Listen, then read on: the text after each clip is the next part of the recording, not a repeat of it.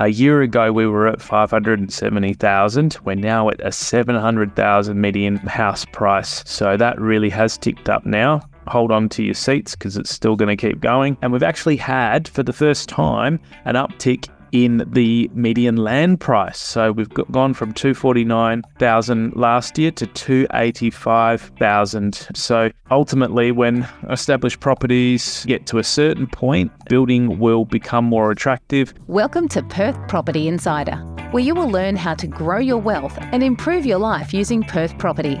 Our show is brought to you by Investors Edge Real Estate, the highly rated and award-winning property management, sales and buyers agency servicing the whole of Perth. Now, here's your host, Jared Mann. G'day and welcome to Perth Property Insider. I'm your host, Jared Mann, and today I'm bringing you my Perth property market update for September 2024. I actually didn't realise it had been nearly 4 months since I last came to you. So we've got a lot to cover today, and the market in Perth, in summary, is staying really hot.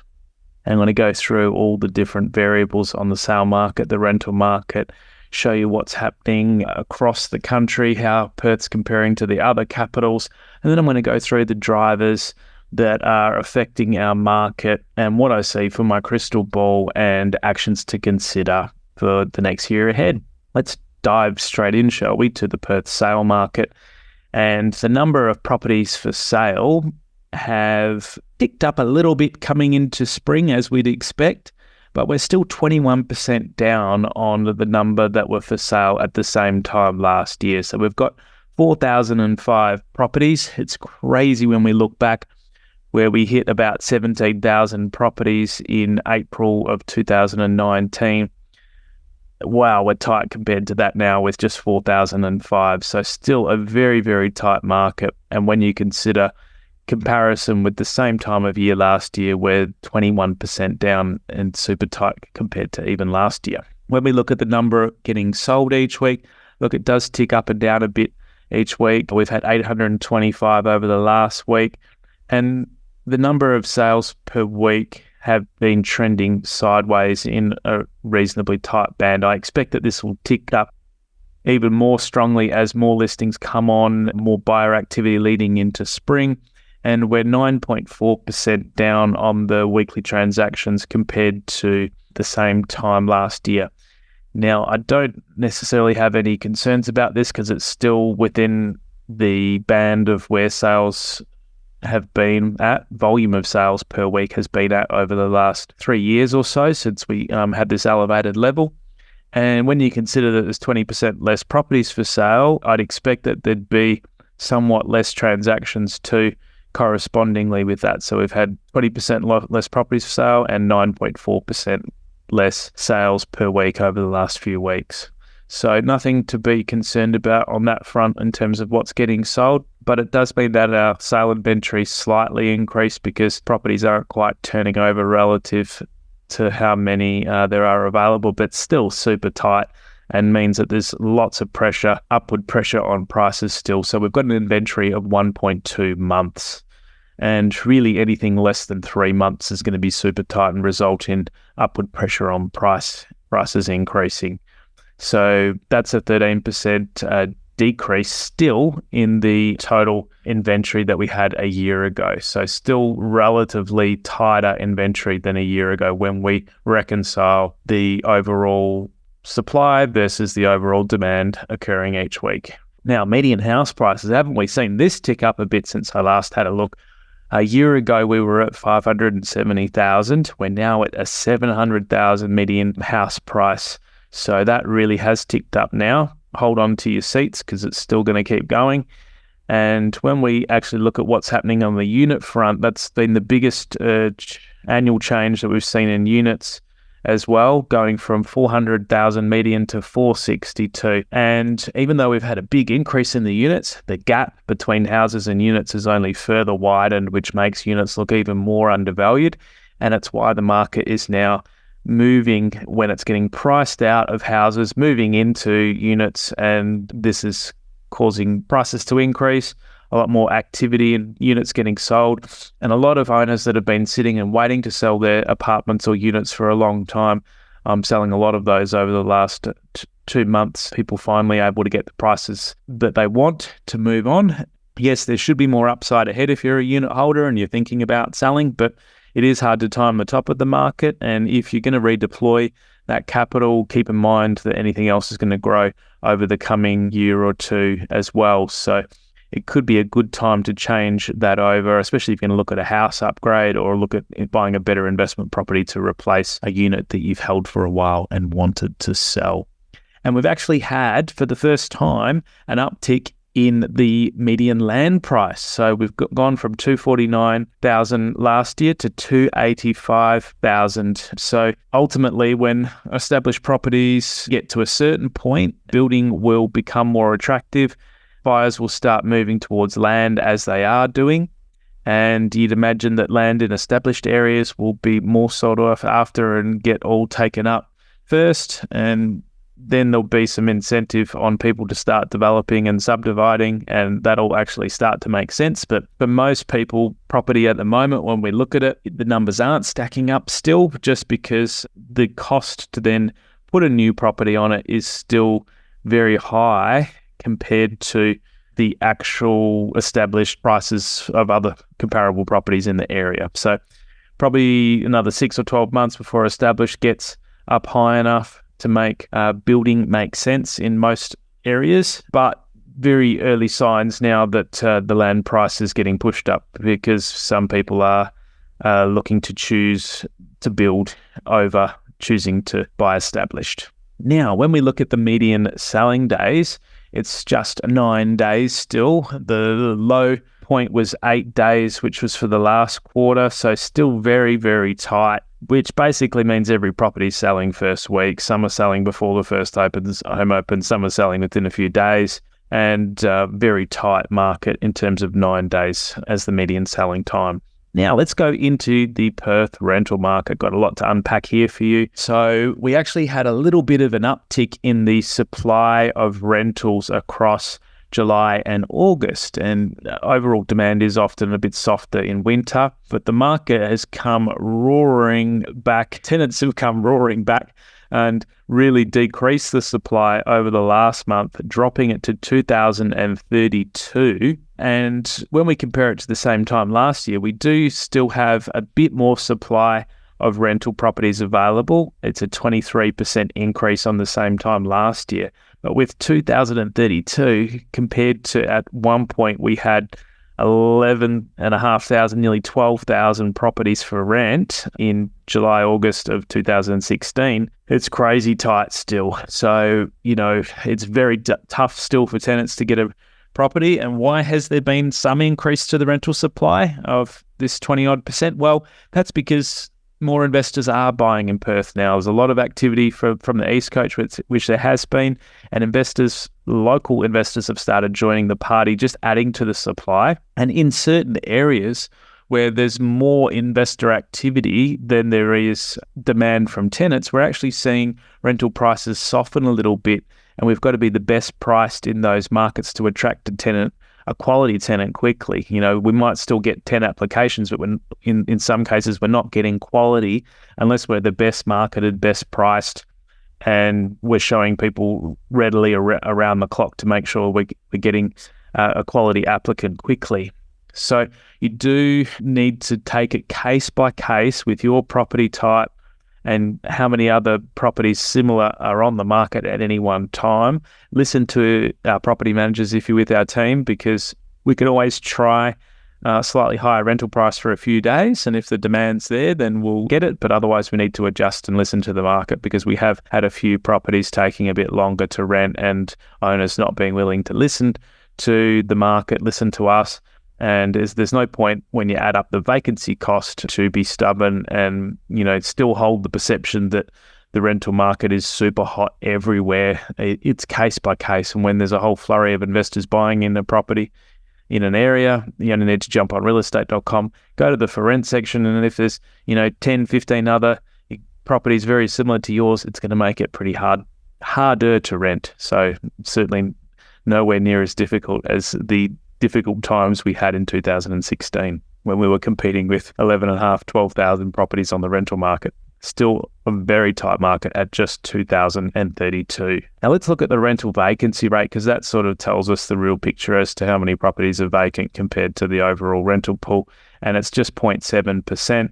Our vacancy rate across our portfolio is 0.3%, and that was unchanged since September of last year. So still just as tight a market in terms of what's actually vacant. And usually when our vacancy rate is 0.7%, you've got to obviously look deeper at what's the individual suburb. And that's why we always quote it to our landlords when we're doing a rent review and advising them, just so they know.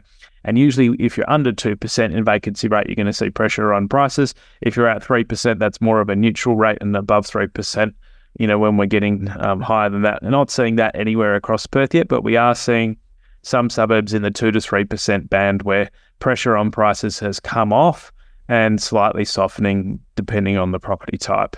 So the median rent for houses is actually unchanged over about the last 6 months, and it hit a $650, really rocketed up there with rapid increases, almost a month on month, rapidly rising. We've just sat sideways for a bit at $650, so I'm really interested to see if this is still going to keep pushing higher. Of our portfolio, we are finding that new rentals on the market are pushing higher than this and averaging more at $700 per week, so I expect that that's where the overall market will go to. Our average rent of our portfolio of 1,050 odd properties is $613 per week. So we're continuing to push rental increases where possible. And because we can only now have one increase per year, we're really suggesting that we go, the maximum increase, and then we can always negotiate with your tenants if it's not going to be within their budget or with what they can afford. But because you can only increase it once in a year, we used to be able to, do a smaller increase, do another one at 6 months, but now advisable to pass on the whole increase because the market can change a lot over the next year still, whatever you're doing that. So the rental inventory in months still super tight, even though we had a slight increase in the supply, still super tight at 0.81 months, which is just crazy ridiculous. It's 12% up on last year, but still so negligibly tight that it doesn't even factor into any much of a change compared to last year. And let's now take a look at the property clock, shall we? So how does Perth compare to the other states, and is our status changed? No, we're still in a rising market for houses. What's noticeably changed since I last recorded back in May odd is that Sydney has now come around to approaching peak of market. So that's had a very decent other run, has moved through its cycle quite rapidly this time. Melbourne's around in starting of recovery. We've got Brisbane, Adelaide, Perth, Gold Coast, capitals all in a rising market and continuing to increase. So that's certainly giving Perth a greater runway, because if Adelaide's gone up, Brisbane's gone up, Perth relatively is still good value, especially when we consider relative household incomes compared to these other areas. And that only gives me greater confidence that we've got a longer runway ahead when these other capitals are continuing to increase. Melbourne could be a long way off of getting out of its economic woes with its state economy, and they've had to increase land taxes and have got a pretty nasty changes to their Residential Tenancies Act. So if you want to get in early, consider Melbourne, but it could be a long way before it turns around from everything that I'm seeing. Now, notable as well is our southwest of WA is labelled as peak of market, and that's changed since I last came to you as well. So worth noting that. Now, the national property clock for units. Sydney has also moved around on the unit side to approaching a peak of market. All other capitals are very similar to where they're at for houses. Rising market for Perth, Brisbane, Adelaide, and Gold Coast, and Melbourne in start of recovery. So no surprises there, I guess. Now let's have a look around how the different capitals have performed over the last 3 months and over the last 12 months according to their CoreLogic index. So when we look at Perth, it's been the standout performer over the last year with a 24.4% increase.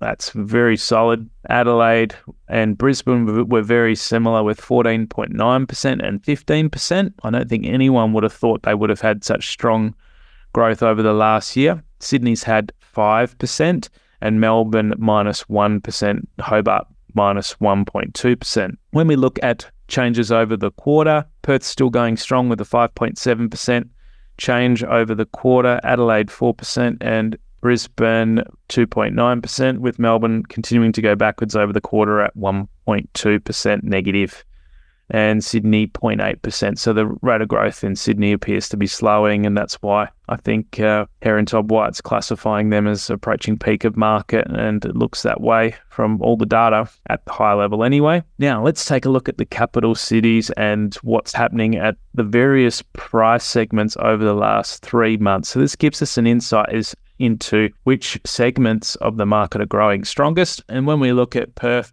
the strongest growth has still been experienced in the bottom 25th percentile with a 7.2% change over the last 3 months. So, you annualize that, it's basically tracking at about 28% annual growth if it continued at that level. And this level is very similar to what we had when we looked at the things back in May as well. So tracking very similarly. The 50th percentile, or middle of the market, has had a 6.1% change over the last quarter. And the top 75th percentile has had 4.8%. So I expect that this growth in the lower end will start to slow down. It'll start to be more selective. It'll start to be where suburbs are more undervalued compared to others. Some of them will be getting overvalued, and there won't be as much demand for them. Prices will start to slow in those areas. That's why you need to be very selective about where you're buying. And what's keeping this, lower end going is really affordability and people's, needing to get into the market, and the cost of living and cost of interest rates, really driving that affordability still in all the capitals. When I look across the board, that lower percentile is strongest out of all in each of the capitals. So we've had a 4.8% increase still over the quarter for the upper percentile, and I expect that the growth is going to ripple through, and we'll start to see that happen as our cycle continues and eventually rounds out. So capital city rental yields. Perth is still the second strongest rental yield, but our rental yield has come down over the last 6 to 12 months. We're at a 4.3% gross rental yield average at the moment. Adelaide and Brisbane and Melbourne all at 3.7%. So we've still got a decent gap on those. The highest for the country was Darwin at 6.6%. And as I've mentioned, that market still represents such great risk and volatility. So most investors won't be brave enough to go in there. So Perth still represents a very good yield to offset interest rates, and is why we're so favourable for investors around the country still. Now let's go into the factors affecting our market. And I really love unwrapping these, especially looking at them for my own knowledge as well. That's why I get a buzz out of creating these market updates. So I hope you guys enjoy them too. Now, let's take a look at the economic clock for Australia. Now, this is just a very loose guide as to how the cycles of the overall economy work between our different asset classes, and how the interplay of availability and money all works together. So it looks like we are somewhere between 6 and 7 o'clock on the overall economic clock. We don't yet have falling interest rates. We have had rising share prices, which normally happens at 8 o'clock. And then we usually get rising commodity prices at some time thereafter at 9 o'clock. So, and then finally it'll flow back around to easier money, which will cause rising real estate values again. So falling interest rates is really sort of the next thing that we're looking out for. The share market's still been having an incredible run, and just when it had a bit of a dip a little while back, it's come back even stronger than ever. So let's go through that in a minute. But what's happened to interest rates? They've pretty much been on hold for the last 10 months, and there's been no change to the official cash rate at 4.35%. When we look at what the ASX 30-day interbank cash rate futures is, what the market is expecting is a 1.25% drop to interest rates over 2025. So it's definitely closer, but it's looking like we may not see any adjustments this year at all, and we'll go into why in a minute. But the actual rates that you should be getting on your loans at the moment, somewhere between 6.5% and 7.5%. the neutral cash rate is considered to be between 2 and 3%, and so we're at that 4.35. So it would make sense that the market is pricing in a 1.25% adjustment by the end of next year, because that would bring us to the top of that neutral cash rate band. And I guess we'll all really appreciate that when it comes. And I think whenever it does come, surely it's going to kick the Perth market into another gear. And that's why, I'm encouraging our clients to get in and get something secured before that point happens, so that we can continue to ride the wave and be on this side of it. Now, homeowner lending, when we look around at the different capitals, this is to July, which is the most recent stats. Perth, if you're watching the video, is in red, or WA is in red. So this is the homeowner lending. We've had a gradual uptick in homeowner lending in WA, nothing out of this world. Queensland's uptick, Victoria's uptick, New South Wales uptick.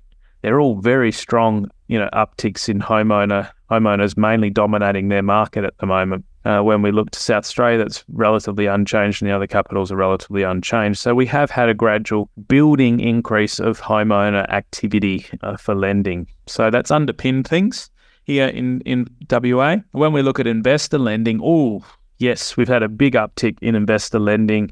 It's really shot through previous highs now, which go back on here 18 years on this chart. So the highest that we've seen in 18 years of investor lending currently active in WA. What we were waiting to finally get to this point. But interestingly enough, we're still only about 2/3, or probably about 60% the lending that's occurring in Queensland and occurring in Victoria.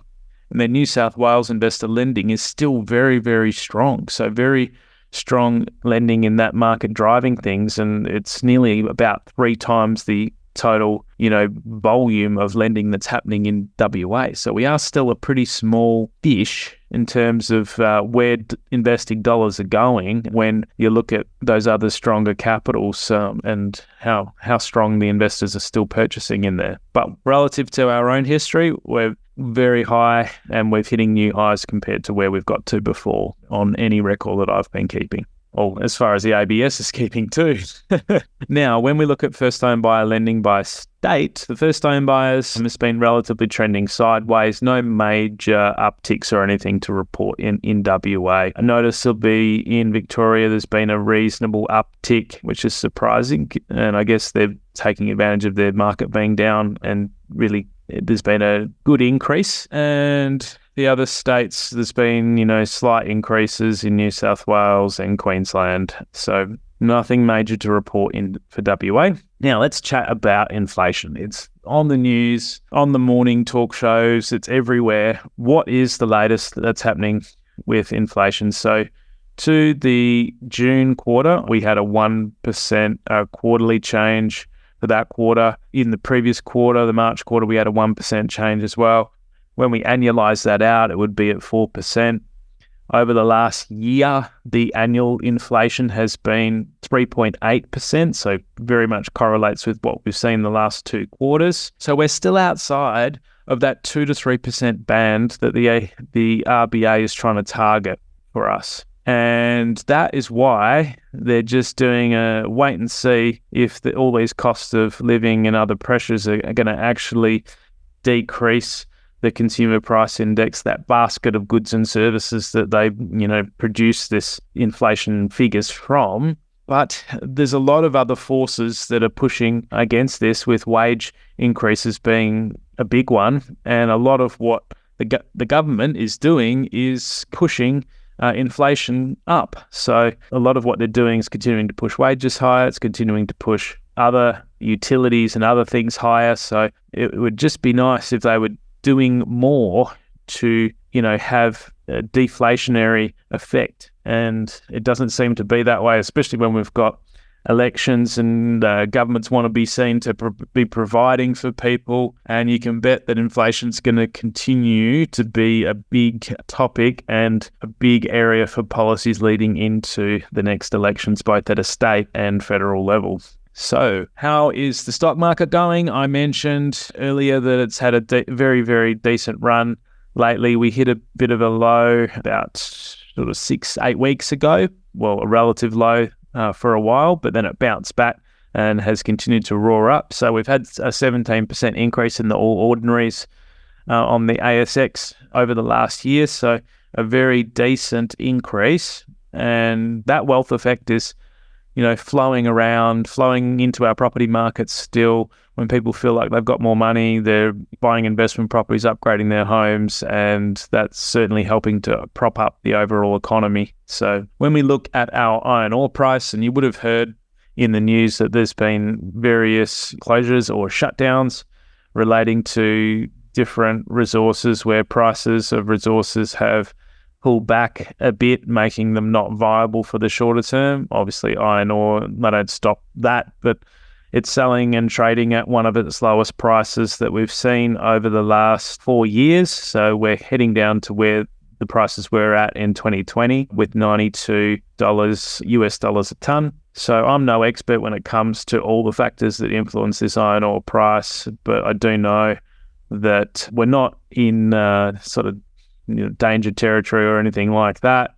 But the resource sector has been having a little bit of wind come out of its sails with decreasing commodity prices affecting some jobs in that area. But from what I can see, other projects, other companies are all crying out for workers still. So anyone that has lost their jobs has been, finding work very quickly. And overall, it's still a very tight job market with unemployment still being very low. So nothing to be concerned about there. And it's probably good that it's happened now when the rest of our economy is so strong, because we're still crying out for workers, and people have been able to get re-employed very quickly. Now, when we look at the latest population growth figures, Perth continues to have the highest percentage of population growth over the year to March 2024 with a 3.1% increase. And that's considerably higher. Victoria's had 2.7, Queensland 2.5. Queensland was previously the second highest, but now Victoria's coming back. South Australia only 1.5, so about half of the increase in population that we've had. And this is by percentage terms, so it's relative for each capital and, worthy of the comparison.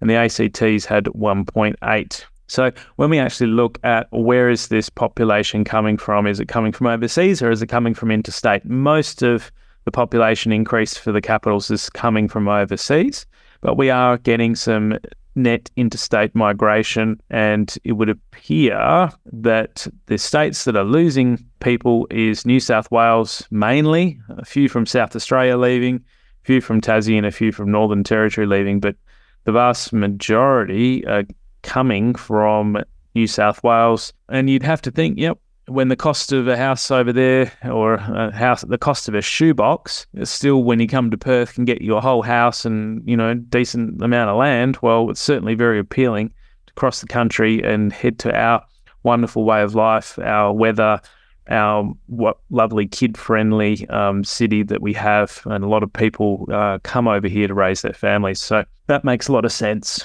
Now, when we look at the policy changes and impacts since I last came to you, we've had some of the last changes to the Residential Tenancies Act roll out. And as property managers with 1,000-odd properties, we were a little concerned about what's going to be the initial reactions. How is the transition going to be on these things? But it's all been very smooth and it's all been very business as usual. So the first of the changes was only allowing a 12-month rent increase, and that change occurred on the 29th of July. So if it's already written into a lease to allow a 6-month rent increase, we can still do those, but then it'll have to be every year after that. And next change was to allow pets welcome as of the 29th of July. So really, as a landlord, you can't, deny a tenant keeping a pet unless it's against the strata bylaws or other specific bylaws. You can appeal that for various reasons, and that would be up to the commissioner as to whether that's going to be acceptable. But tenants now have that basic right of being able to keep a pet. Now, out of 1,000-odd properties that we manage, you'd think that we would be getting inundated with pet requests. But no, we're not. We've had very few. Maybe it's that tenants aren't yet still aware, but I'd say that they would be.